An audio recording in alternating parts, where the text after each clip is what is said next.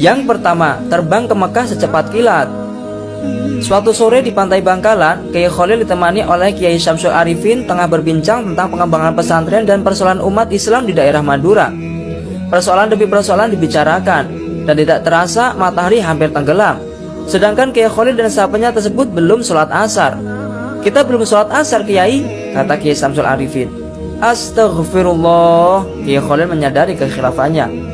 Kiai Syamsul berkata bahwa saat itu waktu sudah hampir habis dan tidak mungkin bisa melakukan sholat asar secara sempurna. Kiai Khalil memohon agar Kiai Syamsul mencari krocok, sejenis daun aren yang dapat mengapung di air. Kiai Syamsul heran, untuk apa krocok itu? Bertanyalah beliau kepadanya. Kiai Khalil hanya menjawab dengan tersenyum sembari berkata, "Ya, kita pakai ini untuk pergi ke Mekah."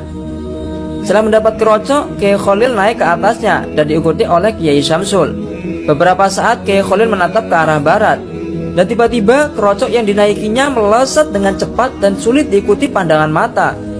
Sesampainya di Mekah, azan sholat asar baru saja dikumandangkan. Setelah mengambil air wudhu, dua kiai besar itu segera menuju shaf pertama berjamaah di Masjidil Haram. Yang kedua, menyelamatkan perahu tenggelam. Karomah lain dari Kiai Khalil adalah kemampuannya membelah diri. Beliau bisa berada di beberapa tempat dalam waktu bersamaan. Pernah ada peristiwa aneh saat beliau mengajar di pesantren. Saat berceramah, Kiai Khalil melakukan sesuatu yang tak terpantau mata. Tiba-tiba baju dan sarung beliau basah kuyup. Para santri heran, sedangkan beliau sendiri tampak tenang seperti tidak terjadi apa-apa. Kemudian beliau masuk rumah ganti baju. Beberapa minggu kemudian keanehan itu terjawab. Pasalnya ada seorang nelayan sowan ke Kiai Khalil. Dia menyampaikan terima kasihnya karena saat perahunya pecah di tengah laut ditolong oleh Syekhona Khalil. Kedatangan nelayan itu membuka takbir. Ternyata saat memberi pengajian, Kiai Khalil dapat pesan agar segera ke pantai untuk menyelamatkan nelayan yang perahunya pecah tersebut. Dengan karomah yang dimiliki, dalam sekejap beliau bisa sampai ke laut dan membantu si nelayan itu. Yang ketiga, pencuri timun tidak bisa duduk. Pada suatu hari, petani timun di Bangkalan mengeluh karena timunnya sering dicuri. Akhirnya para petani bermusyawarah dan sowan ke Mbah Khalil.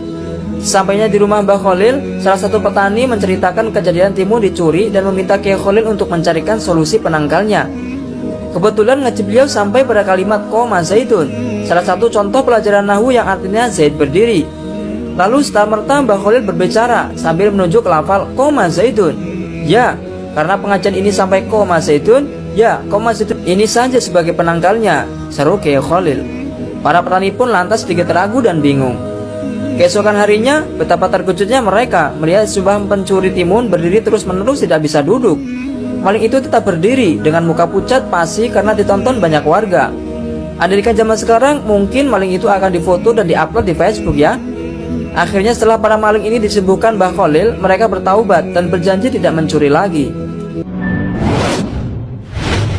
Yang keempat, pengemis ingusan membawa anjing. Suatu hari saat Syekh Khalil sedang menemui tamunya sembari meminum kopi, ketika sedang asyik mengobrol itu, tiba-tiba datang seorang gembel dengan pakaian lusuh sambil menuntun seekor anjing masuk ke ruangan. Tanpa salam, tanpa bicara, dan tanpa izin, tiba-tiba si pengemis ini menyeruput kopi milik Mbah Khalil hingga tinggal ampasnya. Terlihat juga ingus yang keluar dari hidung pengemis tak diundang ini. Syekh Khalil pun tampak merubah posisi duduk, kepalanya menunduk tanpa berani menatap muka si pengemis. Justru beberapa tamunya bangkit bermaksud mengusir orang aneh ini, tapi segera dicegah oleh Mbah Khalil dengan isyarat tangannya. Selepas gelandangan itu pergi, Mbah Khalil membuka suara. "Siapa yang mau minum kopi bekas tamuku tadi?"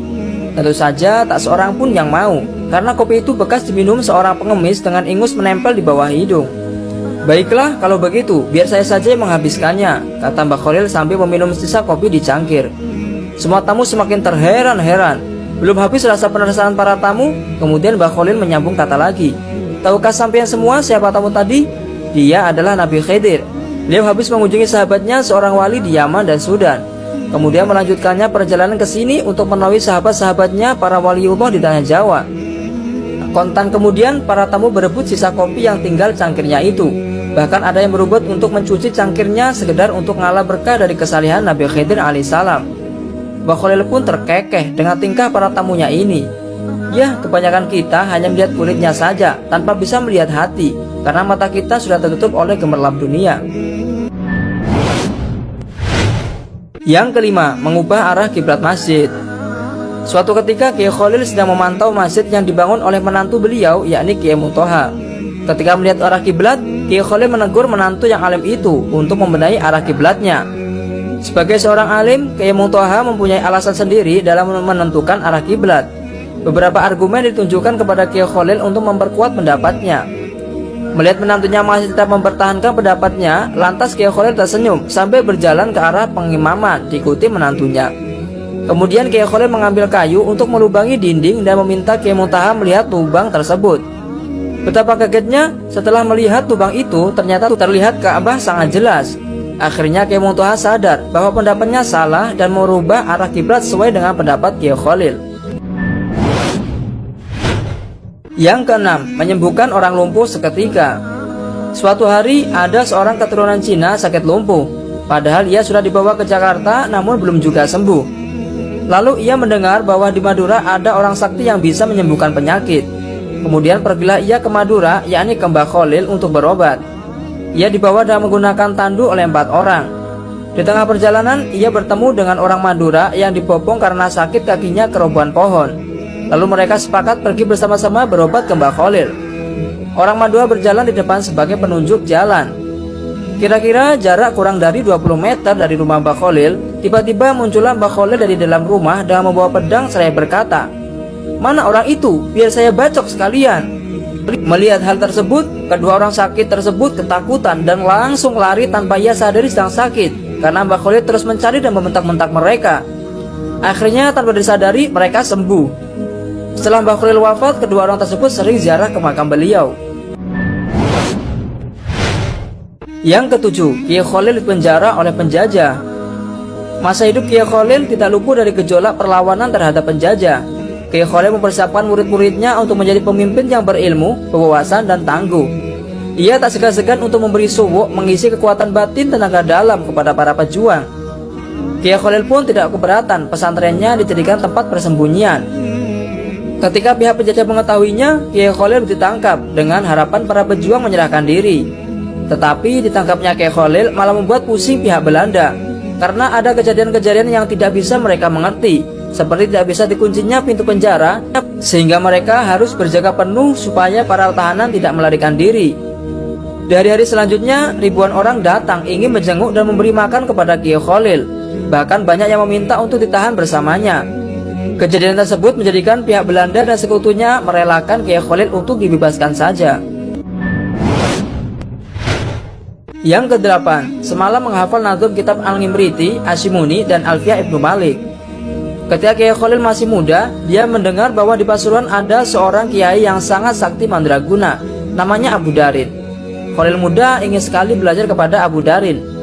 Namun apa daya, sampainya Khalil muda di desa Wilungan, Pasuruan, ternyata Kiai Abu Darin sudah wafat. Dia meninggal hanya beberapa hari sebelum kedatangan Khalil muda. Habislah harapannya untuk mewujudkan cita-citanya berguru kepada kiai yang mempunyai ilmu tinggi tersebut. Pada hari berikutnya, Khalil bertaziah ke makam Kiai Abu Darin dan membaca Al-Quran hingga 40 hari. Dan pada hari ke-41, ketika Khalil tengah ketiduran di makam, Kiai Abu Darin hadir dalam mimpinya. Dalam kesempatannya itu, almarhum mengatakan kepada Khalil, "Niatmu untuk belajar sungguh terpuji. Telah aku ajarkan kepadamu beberapa ilmu, maka peliharalah." Khalil lalu terbangun, dan serta-merta dia sudah hafal kandungan kitab Al-Ngimriti, Asyimuni, dan Alfiyah, kitab utama pesantren itu. Yang kesembilan, mengambil kepiting dan rajungan di laut saat Basul Masail di Makkah. Para ulama Makkah berkumpul di Masjidil Haram untuk berdiskusi membahas masalah dan hukum Islam yang sedang terjadi di Makkah. Sebuah masalah dapat diselesaikan kecuali mengenai halal haramnya kepiting dan rajungan, karena terjadi banyak pendapat dan tidak menemukan solusinya. Kiai Khalil duduk berada di antara peserta lainnya. Melihat permasalahan tersebut belum menemukan solusi, Kiai Khalil meminta izin untuk menawarkan solusi. Akhirnya Kiai Khalil dipersilahkan ke depan oleh pemimpin diskusi untuk menjelaskannya. Saudara-saudara sekalian, ketidaksepahaman dalam menentukan hukum kepiting dan rajungan ini disebabkan karena kita belum pernah melihat bentuk aslinya, ujar Kiai Khalil. "Kepiting itu seperti ini," ucap Kiai Khalil sambil memegang dan menunjukkan kepiting yang masih basah. "Sedangkan rajungan itu seperti ini," lanjut beliau, seakan beliau baru saja mengambil dari laut. Semua hadirin merasa terpana dan suara